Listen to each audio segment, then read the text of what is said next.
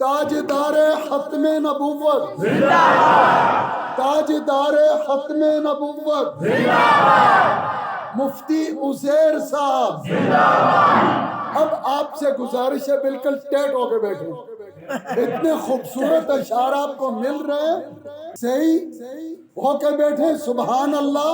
آخری آدمی کی آواز مجھے یہاں آنی چاہیے، میری آواز خراب گلے کے ساتھ آپ کو وہاں پہنچے گی. لگائے نعرہ، نعرہ تکبیر، نعرہ تکبیر، رسالت، محمد الرسول اللہ بولنا، نعرہ رسالت، تاجدار ختم نبوت، تاجدار ختم نبوت، مفتی عزیر صاحب. پالتا ہے بیج کو مٹی کی تاریکی میں کون، پالتا ہے بیج کو مٹی کی تاریکی میں کون، کون دریاؤں کی موجوں سے اٹھاتا ہے سحاب، دریاؤں اور سمندروں کی لہروں سے پانی کو بھاپ بنا کر بادلوں کے بادلوں کو بڑے ہوئے ٹینکر بنا کر بڑے بڑے قافلوں کی صورت سے یہاں سے وہاں وہاں سے وہاں رواں دواں کرنے والا کون ہے؟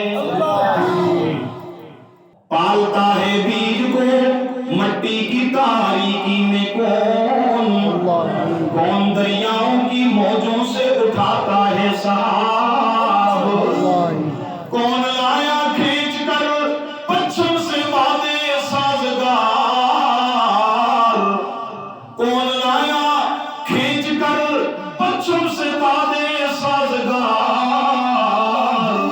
خاک یہ کس کی ہے، کس کا ہے یہ نور آفتاب.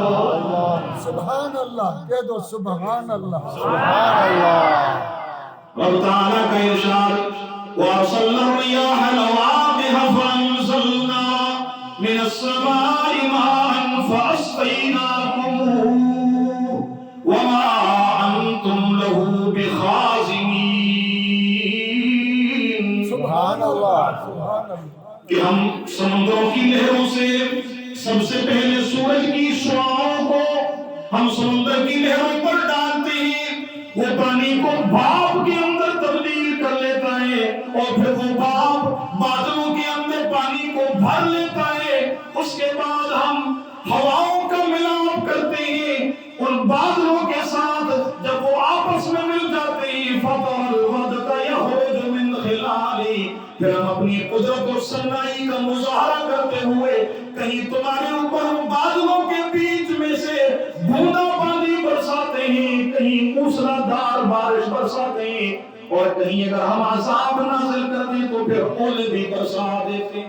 اللہ ہمیں زحمت سے بچائے اور رحمت کی بارش ہمیشہ عطا فرمائے. بڑی عجیب بات کہ کون لایا کھینچ کر پچھم سے وعدے سازگار، خاک یہ کس کی ہے، کس کا ہے یہ نور آفتاب، خاک یہ کس کی ہے، کس کا ہے یہ نور آفتاب، اور کس نے بھر دی موتیوں سے خوشیں گندم کی جیب. کہ ہمارے زمیندار بھائی، کھیتی باڑی کرنے والے بھائی، وہ زمین کے اندر تو صرف ایک دانہ چھپاتے ہیں اور رکاوٹیں دور کر لیتے ہیں، کیاریاں بنا لیتے ہیں، زمین کو ہموار کر لیتے ہیں، ان کا تو بس اتنا کام ہوتا ہے. لیکن اس ایک دانے کو توڑ کر سخت زمین سے ایک کوپل کی صورت میں پورا پودا نکالنے والا کون ہے؟ اور پھر اس کوپل کو تناور درخت بنانے والا کون ہے؟ اور پھر اس تناور درخت کے اوپر پھل لگانے والا کون ہے؟ سب کو پانی تو ایک جیسا ملتا ہے، زمینیں بھی ایک جیسی ہوا کرتی ہیں، لیکن ذائقے دار قسم قسم کے رنگین پھل پیدا کرنے والا کون ہے؟ اللہ اکبر. ہائے ہائے، کیا فرما رہے تھے کہ کس نے بردی موتیوں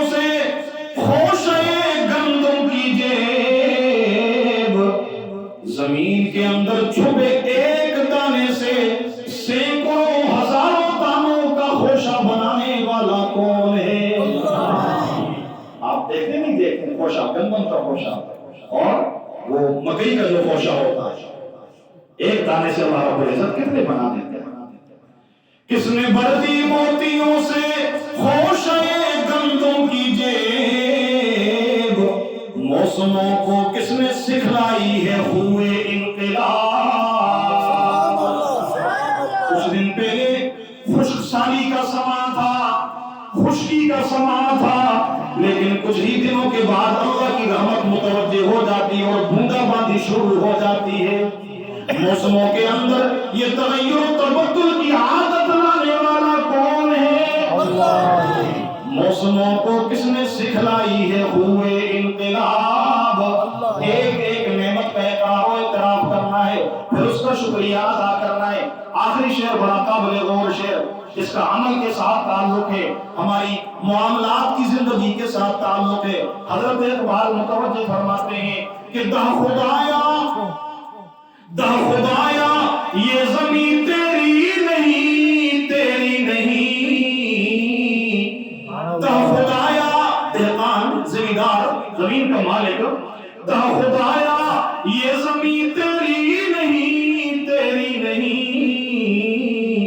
تیرے آبا کی نہیں، تیری نہیں، میری نہیں۔ سبحان اللہ۔ یہ جتنی بھی زمینیں ہیں، یہ جتنی بھی جائیدادیں ہیں، ایک وقت تھا ہماری ملکیت میں نہیں تھی۔